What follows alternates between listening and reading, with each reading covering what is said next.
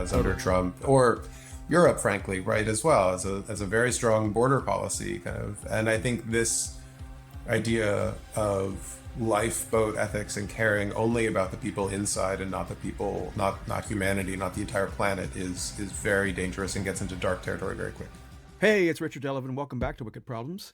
If historians look back at this period, if there are still historians, will they pick a key moment where the world kind of moved on from optimism to defeatism when it comes to the climate? Optimism, this is 2015, with the Paris Agreement. We had the papal encyclical Laudato Si. We have solar and battery, crushing the cost curve. Innovations in tech, in diplomacy, in funding, in finance. And for a long time, we seemed to be on the right path, even if we weren't going fast enough and we still had a chance to pick things up. And then, slowly over the last couple of years, it's fair to say that there's been a vibe shift in that there's much more defeatism in the air, you could say, or pragmatism, realism, I guess, other words that people are throwing around a lot more, meaning we're too late and we're heading into some Hobbesian hellscape of a world where we hoard what we can and shoot at anyone trying to climb into our lifeboat. How dare they? Was it when Tony Blair decided to, inject himself into elections here recently and say that net zero is doomed?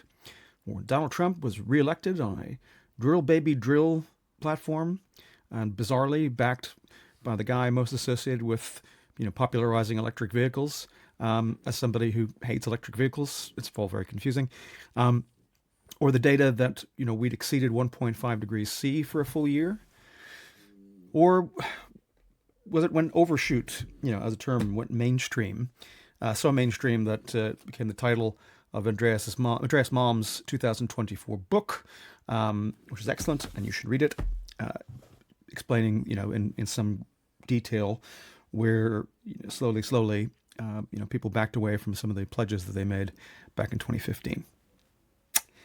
Or it could point to a more recent example where the Council on Foreign Relations, which is rivaled only by Chatham House as being one of the world's most influential and oldest think tanks when it comes to international affairs, released its new project called the Climate Realism Initiative and sounded the retreat, you could say, on a lot of sort of its stance on what should be done internationally and in the U.S. in particular about climate. Well, one expert finally had enough. Jeremy Wallace, expert in China and climate policy and professor at Johns Hopkins School of Advanced International Studies, aka SAIS, unloaded on the Climate Realism Initiative in an essay for Heatmap, which went viral, and keep seeing it over and over again in social media feeds and Discord chats and WhatsApp groups where this stuff gets discussed. And I think the reason for that is he was saying something that a lot of people were thinking, which is that the emperor has no clothes on this initiative, but we want to give them their due. You heard Jeremy at the top, a little clip there, and we'll be doing about a half an hour interview with him. Give us a lot more time than we actually asked for initially, so we're very grateful to him. But we'll also let the Council on Foreign Relations Climate Realism folks make their own case. So we're going to show their video at the top, what they introduce, and then we'll get into the conversation with Jeremy. But first, a couple of notes. First, thanks for being here. We really appreciate the time, and we appreciate your attention, and we want to know how we can serve you better.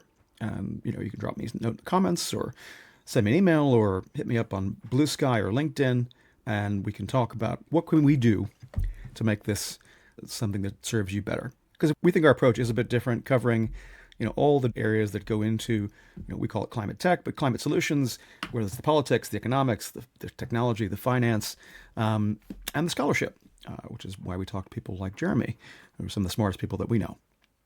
And you can help us out by, just watching this, by sharing it with somebody who you think might get something out of it, buying the books that we talk about from authors that we have on through our bookshop.org page, and you'll find a link to that in the show notes.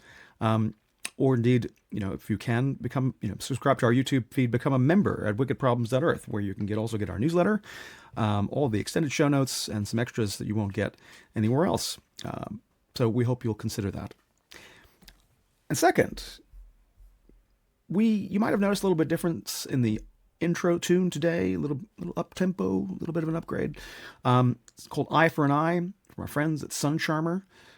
Normally we use a different piece of music for the outro that helps illustrate some of the points made, and add it to our Spotify playlist, which we also link to in the show notes. But today, I'm going to do something a little different and bring you the whole track, because this new version, given a little more oomph by our friend of the show, Dan Turtle, who's the newish drummer with the band, one of the UK's up-and-coming indie rock outfits. So the whole thing, I think, is worth listening to, and you won't be able to find it anywhere else just yet. So we can't even add it to our Spotify playlist. So, if you do like it, share it. Tell a friend. Sun Charmer's a great band. We're not just saying that because we know the drummer. But it is just absolutely a gem, and we think you'll enjoy it. So, with that said, thank you again for being here, and on with the show. Climate change will be one of the chief factors shaping the 21st century. Every country will feel its effects. Extreme weather events and the rise in global temperatures and sea levels in recent years are just a harbinger of the consequences we could face this century and beyond. Yet global efforts to confront this threat have been profoundly inadequate. The landmark 2015 Paris Agreement to limit the rise in global temperatures is having too little impact on the world's ever-increasing CO2 emissions. At the same time, the global clean energy transition has emerged both as a vast new economic frontier and as a pivotal geopolitical battleground. The race to become the energy leader of the future is well underway, freighted with both opportunity and risk for the United States. For over a century, the Council on Foreign Relations has shaped the U.S. foreign policy debate on the issues critical to American interests. In this century, climate change and energy must be recognized as among those issues. That's why we're launching the Climate Realism Initiative, one of the Council's 4 strategic initiatives alongside our work on China, U.S. economic leadership, and technology. To tell you more, here's the initiative's director, Varun Sivaram. The Climate Realism Initiative begins by acknowledging some tough realities. Accelerating climate change poses a grave national security risk to the American homeland, every bit as serious as all-out war. For example, warming oceans and droughts contribute to more intense hurricanes and wildfires, compounding the risks to vulnerable areas with rapid economic development. Just in the last decade, natural disasters have killed thousands of Americans and inflicted more than $1 trillion of economic damage. These threats will only intensify as the world blows through its climate target of limiting global warming to at most 2 degrees Celsius. It's instead on track for 3 degrees or more by the century's end. Within the lifetime of a child born today, major American cities could be uninhabitable, pummeled by disasters, or submerged below sea level rise of 7 feet. However, America and its advanced economy allies will produce a dwindling share of future emissions, so cuts at home are insufficient. The vast majority of future emissions will come from China and emerging economies like India. Yet those countries will act in their own self-interest. They're unlikely to compromise their economic development if fossil fuels remain more attractive than the alternatives. To be sure, clean energy is gaining traction and represents a massive global market opportunity. But the energy transition also poses serious risks to U.S. national interests. So far, China dominates industries spanning solar panels, batteries, and electric vehicles. As the world's largest producer of oil and gas, the United States could lose geopolitical leverage and economic vitality without building globally competitive clean technology industries as well. From this clear-eyed starting point, the Climate Realism Initiative will pursue 3 projects to shape a foreign policy that pragmatically advances American interests. First, navigating the geopolitics and risks of a warming world will shape preparations for a hotter world that's missed its climate targets. America will need to build resilience at home, navigate new theaters of great power competition, such as the melting Arctic, and equip foreign policymakers to confront global mass migration and humanitarian disasters. Second, accelerating clean technology innovation and U.S. competitiveness aims to scale emerging technologies, such as next-generation batteries, or clean power systems to supply AI's surging demand, as well as navigate trade-offs among building globally competitive clean technology industries, safeguarding U.S. energy security, and advancing the global energy transition. And third, Averting catastrophic climate change will explore levers of American influence that can meaningfully reduce the risk of breaching critical planetary tipping points. That's whether assisting or compelling emerging economies to curtail their emissions, to exploring the pros and cons of steps to directly alter the trajectory of climate change through the application of technologies such as geoengineering. CFR's Climate Realism initiative offers a fresh and pragmatic approach to climate change. Through this initiative, CFR will help shape how American leadership, through innovation, private sector investment, and targeted international cooperation, can advance resilience and competitiveness and avoid the worst consequences of our climate future. Jeremy Wallace, professor at SAIS at Johns Hopkins, thank you so much for coming back on What Good Problems. Happy to be here. And gosh, it's been a minute, right? So last time we spoke, things had not quite gone in the way that they've gone. Speaking in May, you're there in the DC metro area. Hoo boy, how's everything going? I'm personally fine.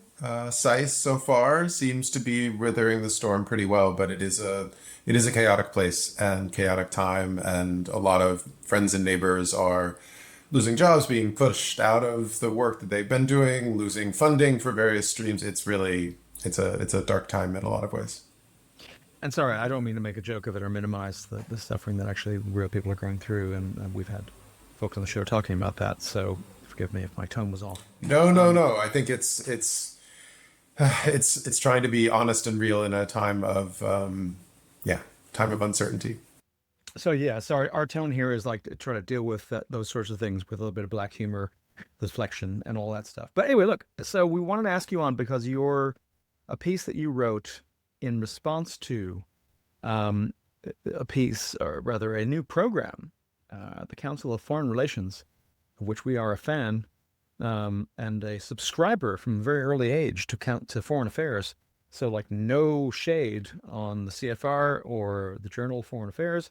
But you, I think, voiced something based on the viral kind of reaction to it. Something that a lot of people were feeling when they heard this new initiative from the Council on Foreign Relations called Climate Realism. Now we're going to play again, the intro video that they've put out at the top so that people have the context. But if you could just summarize very briefly, what that is before we get into your response. Yeah. So the launch of the initiative happened kind of only just a month ago, although it feels like another age, because I think it was just around Liberation Day, and so we've had a decade in the month since. The initiative, I think, mostly is trying to appeal to a MAGA audience, a Make America Great Again audience that is not particularly climate oriented to how to think about climate, and so it's an attempt to pitch climate action to that relatively hesitant audience. And the way that it works, so I really go after this particular launch document, this essay that was written by the kind of like leader of the initiative, which is Varun Siravram, and it lays out 4 fallacies and 3 pillars. So if you can indulge me for this kind of 4 and 3, this is very Chinese, the kind of like. Totally. Let's get into it, because like the four fallacies, I think are. I think we need to put these in air quotes. I know it's a podcast, but apologies for those not watching on YouTube. There will be a video version, so there was air quotes around the word fallacy. So so the first one is, again, I'm paraphrasing what is taken from their video version. Climate change poses a grave national security risk to the U.S. homeland, and they cite droughts, hurricanes, wildfires. 1 trillion economic damage. So the fallacy here, is luckily, so this is a fallacy I agree with, but again, remember, we're talking about fallacies. So these are things that they think are wrong. So climate change poses a manageable risk is wrong. So that is, climate change is a major risk. That seems totally reasonable to me. Okay. The second one is that clean energy transition is a win-win for U.S. interest in climate action. That seems debatable. I think there are certainly some interests that would be helped by clean energy action, including, I think, the average American. But the oil interests, probably not. The third is that world climate targets are achievable. The idea that that's a fallacy. Again, I think we are unlikely to keep heating under 1.5. I think under 2 is probably going to be difficult, but the idea that that's a fallacy is not something that I would particularly emphasize. And the fourth one, though, is the major one that I have a real problem with, which is reducing U.S. domestic greenhouse emissions can make a meaningful difference. So the idea that that is a fallacy keeping us from climate action makes no sense to me. The way that I officially phrased it was like, who took the climate out of the climate initiative? Like, where is the mitigation here? The United States is still the second largest emitter in the world. And the idea that the U.S. emissions don't matter is really problematic. Yeah. So that's the kind of, I think, the initial kind of layout of where things are and where my disagreements are with the piece. And it does feel like it's a bizarre world, kind of interpretation to get there, right? So to take up a couple of things, right? So the idea like, okay, 1.5 is toast. Sure. And like, this is the thing, like, so people who were really cross with me, like a year and a half ago for like saying like, gosh, it seems like 1.5 is toast. And they didn't know me. So they're like, oh, are you a shill for the fossil fuel industry? Is like trying to use this to be able to get to the things. Like, no, it just like the math just seems really hard. So shouldn't we be having a different conversation? I mean, I think 1.51 is better than 1.52 is better than 1.53, right? And this, I think that's, I don't know. I study targets in the China side of things, right? And so I think a lot about the politics of targets and how they can be really important in thinking about organizing action. And I think the extent to which people have decided that 1.5, if we don't get there, we're dead and it's over and that we shouldn't try, that makes no sense to me. We shouldn't be fatalistic. But I think the idea that these are helpful focal points, to me, makes a lot of sense, and we shouldn't just give up on them. No, and I think that, I mean, what's interesting to me is like, I do think, to give, Varun some credit, grant him some good faith, I don't think that he's serving an interest that says like, oh, well, if we've blown the 1.5 target, then there's no point talking about any of the rest of the stuff. I don't think that's what he's doing, or the CFR is what they're doing. But I'm not entirely convinced that what they're doing isn't helpful to people who would prefer that to be the conversation. So I mean, again, you mentioned like, again, this fallacy about the idea that, the U.S. basically can benefit from the energy transition, etc. Again, I'm paraphrasing. They phrased it in a different way in the video we're going to show. China is your domain expertise, right? So like, you have been studying this for a very long time and seen how the economy has grown and changed in China to be able to actually go through this whole process. That now, as opposed to 20 years ago or 30 years ago, seems now threatening to certain people in America. Whereas like 30 years ago, like, great, guys, you guys do this stuff.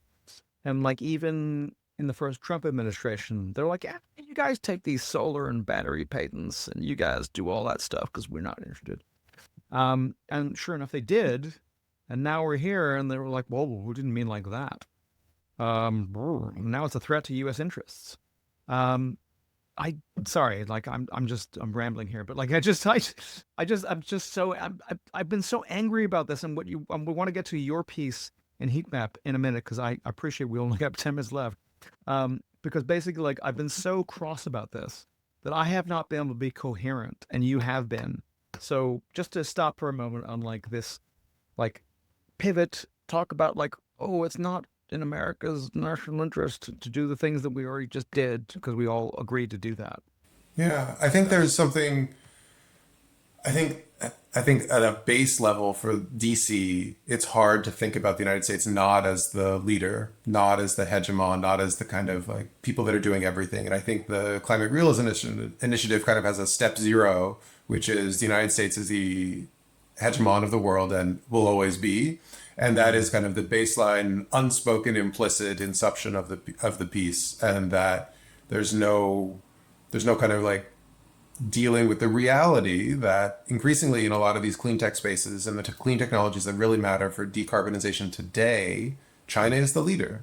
China is the technology leader. It's the deploying leader. It's also the emissions leader, right? Just China's the center of the story. And I think there's a DC CFR blob mentality that has a hard time kind of realizing the United States is no longer the star, that it's the supporting actor in this story, and and I think there's like an emotional reaction for a lot of people in that sense, but there's also, so then, okay, that's the emotional side, but then there's also what does this actually mean for the economy? What does this actually mean for politics inside the United States? And the way that the Biden administration thought about this and squared this circle was that, well, we can't have a climate coalition that is durable for the long run if everything's made in China. That just is not tenable. It doesn't work. And I agree with that. I think there's something to that.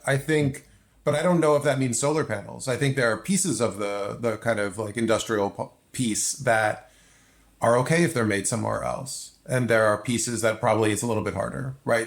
There's a major U.S. industry in the auto sector and hundreds of thousands of employees, millions if you include kind of their kind of related ancillary benefits. And it would be hard to just lose that to Chinese manufacturing and import Chinese EVs, even though they're cheaper and maybe nicer than anything that the U.S. produces.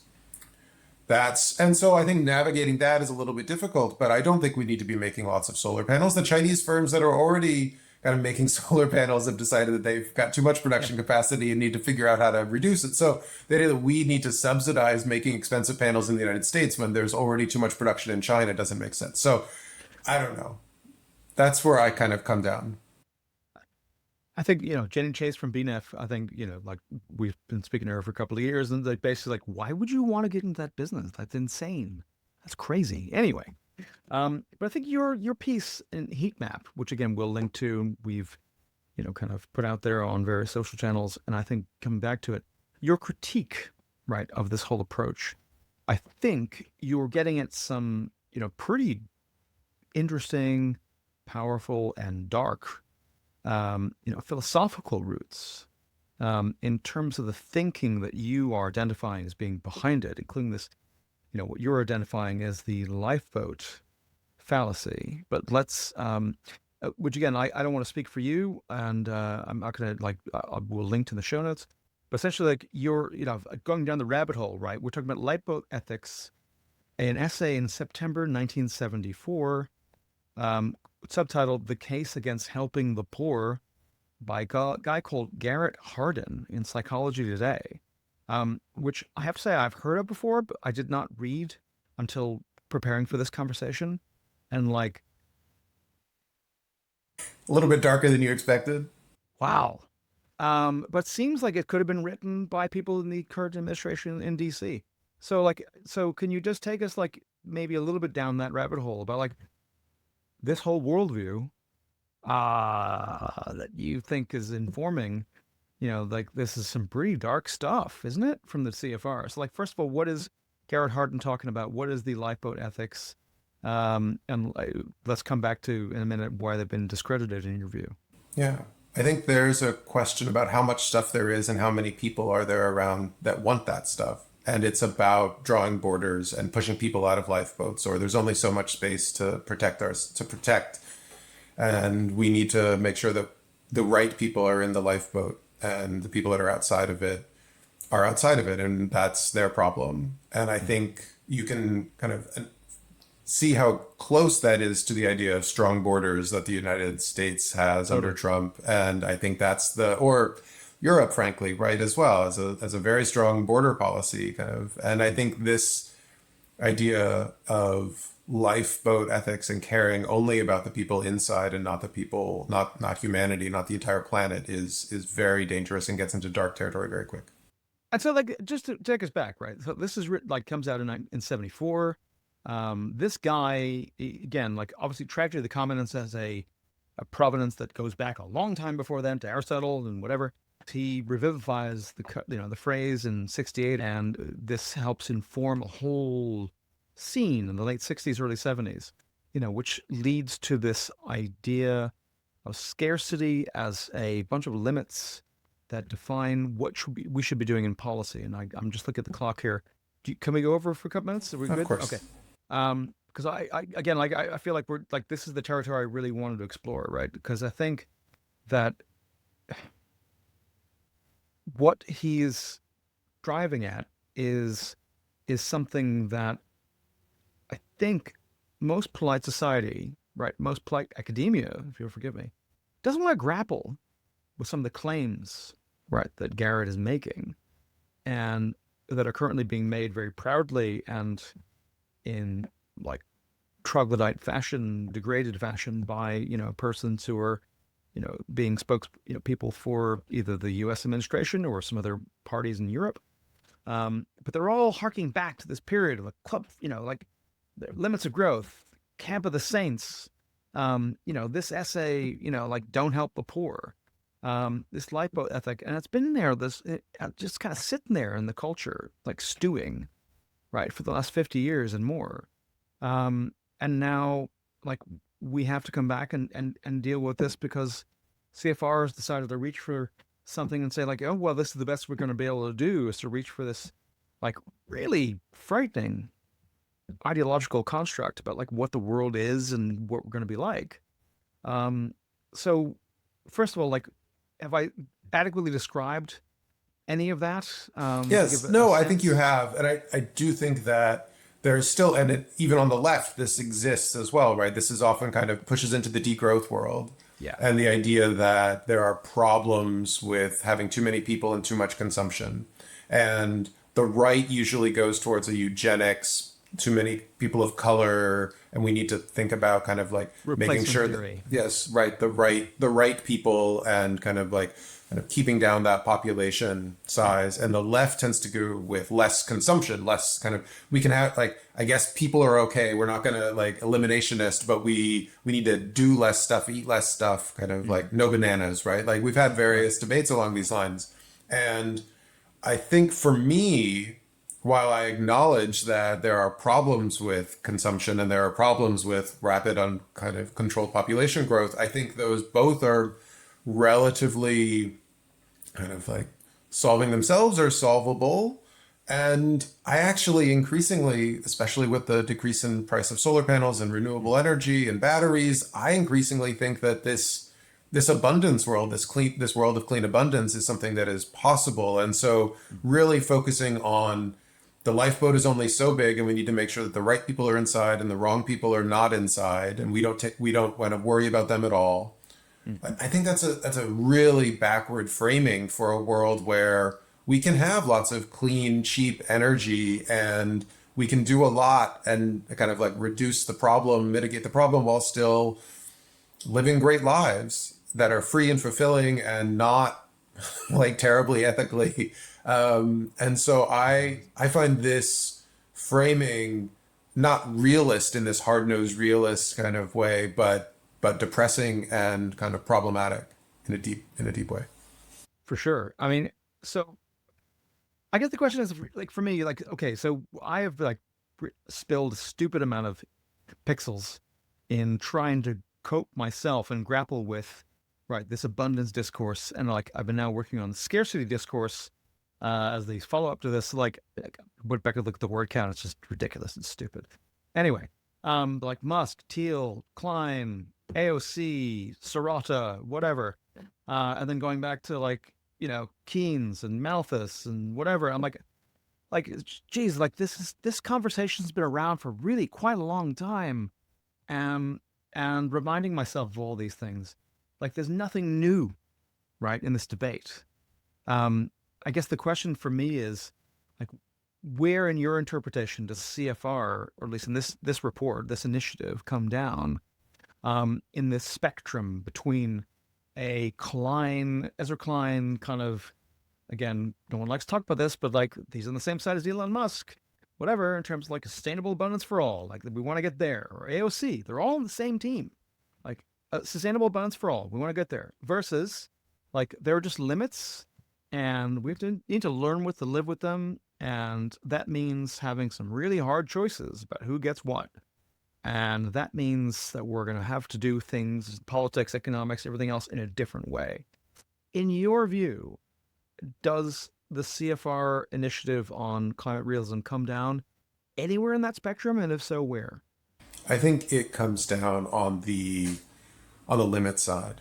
It comes down thinking about, and I say that with some caveats, because there's still a there's still a belief in technology. It's always like the next generation technology, not this generation, because China dominates this generation. So we shouldn't deploy it. We shouldn't do anything to help China, even though if that's what's actually going to do a lot of the mitigation work, we need to invest in the next generation technology because then we can dominate more. And so it's a weird, it does have techno fantasies involved, but it's mostly, and I think the extent to which this is the actual CFR position versus this is a way to try to think about how to pulling in MAGA, right? Like there is a political problem, which is that Donald Trump is the president of the United States. And even if Elon is relatively kind of on a techno-utopian side, I think there's also a dark, like the end times fascism piece in those debates, right? Like that, the tealist, right? That this, like, we need to go to Mars because the United States, the Earth, not the United States, Earth is, I don't know. Yeah, right. So I wasn't sure. I didn't want to kind of like go adult, but honestly, it's all like we put the E label on this podcast all the time. Okay, well, so never feel like you can't go there. I think so I don't know. I think there's something. I think this is a dark vision that sees limits but doesn't see limits on the United States, right? Limits on other people. It literally talks about that is what climate disasters in the U.S. should be thought about as China or Indonesian admissions sending missiles to American cities. Like that is a dark vision. I mean, like, but American missions don't matter, right? Like it's very just to be dark. really clear. It's like to be really clear. First of all, factually, the United States is responsible for the the lion's share of global emissions historically, right? So like 20. I mean, we're the biggest by far. We're not. It's still only a quarter. Yep. Well, okay, but if you take the U.S., Europe, UK, Germany, France, right? Like Russia, like it's a pretty big percentage. Yeah. Right. You get close to 50% pretty quickly. Yeah. I mean, the thing is, like, emissions today are so much bigger than they were 20 years ago, 50 years ago, that those numbers are changing. But it is the case that there's a huge historical debt that what has caused climate change today that is already causing disasters is the climate change of the emissions of the United States and Europe. And the hockey stick that, again, other parts of the world are actually experiencing are partly because of decisions in the early 90s to, grant China MFN status and be basically offshore manufacturing to other places, as well as deprecating industry in Eastern Europe and Russia. So that accelerated, this curve, and everyone thought for a long time, this is brilliant. This is great. I got cheap stuff and they're richer and we're good and everything's fine. And as it turns out, there are consequences. But I think that one of the things I was really struck, again, going back to their themes in this initiative, right, for the CFR, navigating geopolitics and the risks of a warming world. Right. We've missed our targets, so therefore more resilience and adaptation, hooray. And then showing footage of icebreakers in the Arctic, without ever mentioning the word Greenland, as a way of anchoring oh yeah, totally, sir, Mr. President, your policy makes total sense because clearly we need to dominate the Arctic going forward. And so I don't know, any reaction to that particular thread of their thought? I mean, there's the initiatives. I wrote in the Heatmap piece that the initiatives of this climate realism are the initiatives of giving up. It's about kind of the next generation technologies. I mean, I read that line, but giving up on what? Giving up on actually fighting climate change today. It's investing in tomorrow and geoengineering and other kind of delay tactics. I think the editors kind of took this out probably for reasonable reasons, but delay and pray is not climate realism. That was my kind of thoughts and action, prayers. Right? It's just not the actions of, if you're actually trying to reduce the problem as much as possible to mitigate the problem, you reduce emissions, and that's the key step. And the fact that we can do that with clean technologies rather than just limits, right, to me is the exciting thing that makes climate action both less depressing as also much more reasonable tactically. And so it's the fact that there are going to be hard things, I think, down the line. Agriculture is going to be hard. Telling people not to eat beef is politically very difficult, right? I enjoy Impossible meat just like the next person, but maybe actually much more than the next person. But I enjoy it. It's fine. But telling people not to eat beef is politically toxic. And that at some point we're going to have that conversation. But if we can reduce emissions 90% up to that point, then it's a lot easier to figure out that last 10% to me. So I feel much more hopeful than I think we did 2 decades ago, because I think that a lot of it is easier. 100%. And I would submit that getting people to try an Impossible Burger is a hell of a lot easier than getting dairy farmers to behave differently, living in an area of a lot of sheep and dairy farming here in the rural area of Kent. So I would just say, like, good luck with that. So, which again, I want to ask you one last question before we let you go, because again, I appreciate your time. But again, like following the threads, I love this, like through the rabbit hole from the Heatmap piece to like things you wrote back in 22 to things that you're referencing, to things that go back and back and back and back and back. Right. One of the things you linked to, right, in that 22 piece, I'm not sure what just happened in the background there, but I'm sure I'll clean it up later with my dogs. Is this reference to a 2021, I want to say APSR. I'm not sure if that's Political Science Review, American Political Science Review piece, that nodded to this idea of climate authoritarianism. Like, maybe we need to do that, right? And like, I also listened to a podcast that you were on earlier this year, reflecting on a piece that you co-wrote in a different journal. Sorry, I wouldn't prep about this, so like, forgive me if I'm Journal of Democracy, yeah. Yes. I mean, I'm a China person, right? And so when people think about China and climate, they think about eco-authoritarianism. And I think pushing back on that idea is important, because no kings, no green kings, right? Like, no kings, not even a green king. And I think there's something to that. I think there's some people that would like to have, like, they have an idea about what should happen, and they just think that if they were in charge, this is what would happen and we would solve the problem. And sometimes it's even science. Science requires this or that. And I think we still live in democracy, and we need to think about what actually works in order to make this sustainable, politically and economically. I think, and again, you cite, again, we'll put in the show notes, like, you cite a number of papers laying out, again, I think you call it the footnote number 2 problem. In your commentary, and basically saying, like, yeah, you say authoritarian, but also, like in your footnote number 2, like, here's all the evidence that actually democracies are better at dealing with some of this stuff, than y'all. So again, I think it's just like that stuff seems so much in play now. And I do worry that for those people who might be described as being, it's not even left or right, basically, it's just basically like people who are like, okay, this is really serious. What if we need to do whatever we need to do to, mitigate this, deal with the situation? What is justified in dealing with that? And now we have, the country that I was born in, that you live in, which is now discarding all sorts of 200-year-old principles and laws and rules in order to be able to say, like, well, we need to do it because of this. And, I might look at it and go, like, that is such chump change. You're doing this to, like, sell out the country to get a guy to, like, get a $400 billion plane. What are you doing? What are we doing here? And I mean, this is what, sorry to, I think the language of emergency, that paper in Journal of Democracy talks about the dangers of talking about emergency unless we're really talking about emergencies. Because if you call anti-Semitism in the United States an emergency, then all of a sudden you can use that as a way to go after universities for all kinds of things that are just ideological projects, not emergencies, right? And so I think we suggest that we should be very careful in talking about climate emergencies. Of course, there are individual disasters that are emergencies, and if you're running from a fire, you're running from a hurricane, that's an emergency.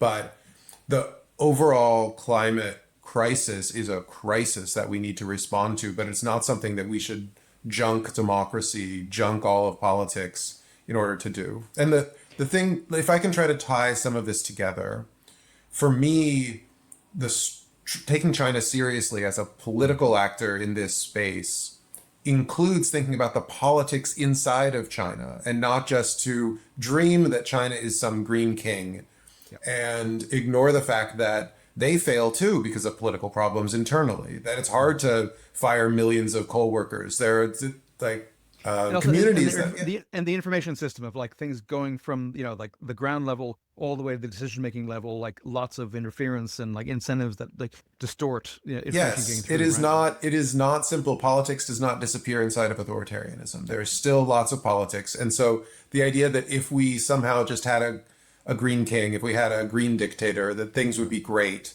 It's like, no, the difficulty is real. It's hard to tell people that the car that they just bought, they need to never drive, or that they have to kind of junk the kind of HVAC system that they just bought and replace it with a heat pump, and that they have to pay for that. That's hard. That's hard stuff. Or that they can't drive to their kids' school anymore, that they need to only walk or bike or do something else. I think there's real difficulties here, and let alone like don't eat that burger, right? I think there are real difficulties. The exciting thing for me is that increasingly, in large part because of massive investments by Chinese firms to make solar energy in particular and batteries a lot cheaper, there's a lot less trade-offs. There's a lot fewer limits than I think we thought 10 years ago and 20 years ago. And to me, that's an exciting thing that suggests that things could be getting better. But to ignore the politics here, there, everywhere is problematic. So final question, Jeremy Wallace. So like, Ezra Klein famously, in the run-up to actually writing this book, kept repeating over and over again, in every interview I heard with him, you know, interviewing Hannah Ritchie or whoever else, saying like, well, the politics of like scarcity, the politics of like not abundance are like, they're really hard, right? Which is what you've just described. The politics of harnessing yourself to abundance also seem to have some problems, particularly if you have to convince democratic, publics to be able to like go through short-term sacrifice in order to get to this long-term, it'll be better for all of us kind of thing, without having a state of emergency, without having all these other tools. So I guess what is your comeback, your pushback to someone who would say like, you know what, like I've heard all that. Right? I've read all the things. Like I'm Ezra Klein. Like if I'm Ezra Klein, like I'm in this space, and I've said like, yeah, I get all that, but we're never going to get there unless like either I convince people of some noble lie, or I am able to basically coerce people to do the things that I know are going to be correct, but we're not going to be able to get there if we have to have everyone vote on this stuff every week. Final thought on that? Yeah, I guess I'm more sanguine about people and understanding their own interests. I think that there are questions about like what level of democracy is the right level to make good decisions, right? So if you just pull a block about whether or not there should be an apartment complex built on that block, then the parking interests, the people that are worried about parking or kind of the annoyances are going to block it. But if you pull the whole city or you pull the whole state, right, county, country, then people would understand that, well, we have a housing crisis and we need to build more. And so I think there are questions about how to navigate that inside of democratic limits without kind of like pulling emergency deals and kind of like stepping away from democracy. But I guess I think that thinking about moving forward today, the major thing that we can do is to decarbonize and electrify everything, right? So clean electricity everywhere. And that shouldn't be that hard. If you can like lower your bills and kind of like get emissions down. EVs are just better experiences. My kids, when they like kind of like they point at other cars, they're like, why does it smell? Anyway, like it's a better experience, and the extent to which that is the case, I think is compelling. Yeah. Getting people to the end, I think at the end there is going to be that last 10% is going to be really hard, and 20%, and there I think we're going to have hard conversations. But I think if we can take the easy stuff, to me, that's the work of this generation, right? That's if we get to the point of having the last 10% conversation, that would be great. But right? we're not, I would love to navigate those politics. That will be hard, and interesting. But I don't think we have to be give up everything today in order to move forward with this. I don't want to open a can of worms, but it does feel as if there are, like, Adam Tooze, when talking about kind of like Trump and the idea that we only need $2, not $30. Like that's like, and him finding something real in that. There is something perhaps real in that kind of a critique of American consumerism, but I think that's not the major project. For me, the major project is kind of like building clean electricity, and it's a project of more before we get to the project of less. So that's the ordering that I would make of this, and I think it makes sense politically in the United States and elsewhere. Well, I'm not sure it's order or morris, but definitely there's some sort of like, kind of moral and theological kind of structure that you're suggesting and hinting at there. But look, Jeremy Wallace, professor, again, of SAIS at Johns Hopkins University, thank you so much for coming back on Wicked Problems. We could have gone on forever, and like basically you've already given me much more time than I asked for, so I'm very grateful. Thank you. It's a great conversation. I'm glad to be a part of it. Well, hope you'll come back and we can continue it with some more intelligent questions from my part. Sounds good. Okay. You don't agree so readily. That's fine. No. Great questions. Anyway, we'll have you back soon. Thank you so much. Thanks.